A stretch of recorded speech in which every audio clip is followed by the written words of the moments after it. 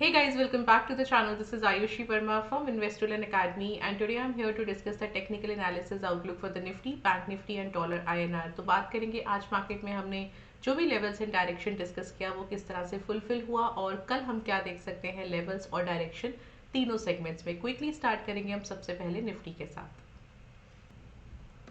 Alright, सो आज हमने consolidation expect किया था। कंसोलिडेशन था, थोड़ा सा बेरिश एक्सपेक्ट किया था।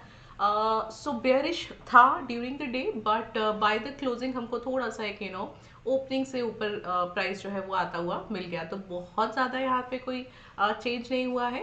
इट्स लाइक 20-25 पॉइंट्स के आसपास थोड़ा ओपनिंग के ऊपर क्लोज हुआ है। बहुत यहाँ पे कोई अभी भी चेंजेस मुझे नहीं लग रहे हैं। I am still bearish on the Nifty. कह सकते हैं कि जो 19,200 का लेवल है वो अच्छा खासा एक रेजिस्टेंस है और इसको हम कल के लिए भी रेजिस्टेंस के तौर पे देख सकते हैं। 19,190 का पहला रेजिस्टेंस, दूसरा रेजिस्टेंस 250 का एंड तीसरा वुड बी 335 का। पहला सपोर्ट लेवल 1975 का, दूसरा 1910 का और तीसरा 18,870 का। So what I am expecting for tomorrow Nifty के लिए, मैं कल भी यहाँ पे बेरिश कंसोलिडेशन एक्सपेक्ट कर रही हूँ और इसी रेंज के बीच में रह सकता है 19 और 19,200 के बीच में मोस्ट प्रोबेबली, क्योंकि 19,200 को पार नहीं कर पा रहा है और अगर आप साइकोलॉजिकल लेवल देखेंगे तो 19 एक बहुत इंपॉर्टेंट लेवल है। चलो इसको एक बार कंफर्म कर लेते हैं ओपन इंटरेस्ट के through. Okay, so yes, open interest यहाँ पे 19,200 है, 19,100 है और 19,000 है। ब्रॉडर रेंज आप 19 और 19,200 ले लीजिए। इसी के बीच में कल हम एक्सपेक्ट कर रहे हैं कि निफ्टी जो है वो रह सकता है। एक और चीज़ है यहाँ पे, मैं ब्रॉडर रेंज जो है वो 19 और 19,300 की लेके चलना चाहती हूँ। प्रोबेबल रेंज जो है वो 19,200 और 19 की लेके चलना चाहती हूँ। रहने वाला 200 के बीच में ही है, 200 से नीचे ही क्लोजिंग की प्रोबेबिलिटी है, but there is a probability कि ड्यूरिंग द डे हम थोड़ा सा 200 के ऊपर जाता हुआ देख सकते हैं। So yes, this could be the direction and this could be the level for resistance and support Nifty के लिए कल के लिए।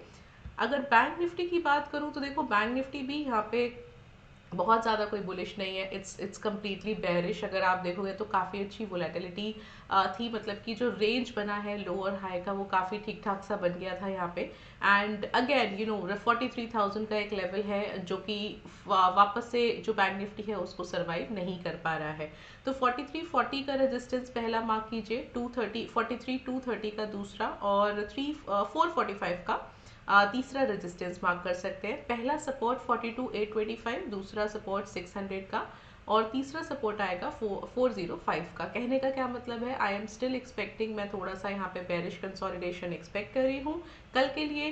प्रोबेबल रेंज मुझे क्या लग रही है यहाँ पे 43,200 से लेके 42,800 के आसपास की मुझे एक प्रोबेबल रेंज लग रही है। और अगर मैं बात करूँ इसके ओपन इंटरेस्ट की,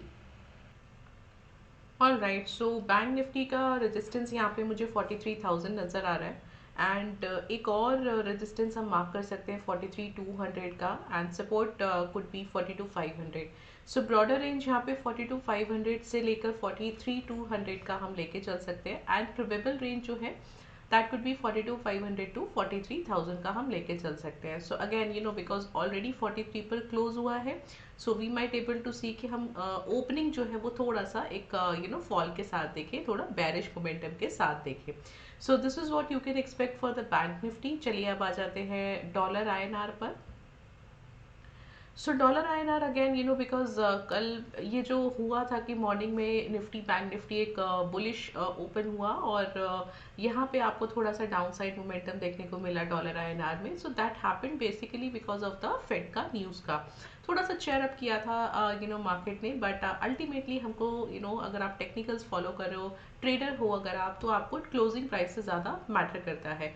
तो अगेन क्लोजिंग प्राइस यहाँ पे मुझे उसके सिंक में नहीं नज़र आ रही है जो मॉर्निंग में मोमेंटम था उसके इवन अपोजिट में आ रही है, चाहे आप इक्विटी मार्केट की बात करो या करेंसी मार्केट की बात करो। तो यहाँ पर भी क्या हुआ था कि ओपनिंग प्राइस जो था that is somewhere around 83.3, closing भी हालांकि वही हुआ है।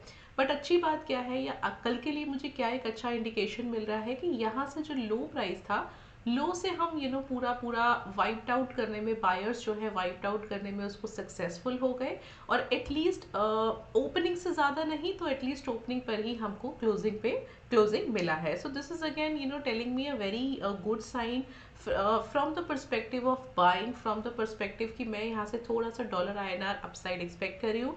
बट द प्रॉब्लम इज कि 83.31 का लेवल एक बहुत ही इंपॉर्टेंट लेवल है. फिलहाल अभी भी एज अ रेजिस्टेंस काम कर रहा है ये, तो द मोमेंट हम इसको देखेंगे कि रेजिस्टेंस के ऊपर आ जाएगा, वहाँ से हम 83.40 का लेवल नेक्स्ट जो रेजिस्टेंस है उसको एक्सपेक्ट कर सकते हैं.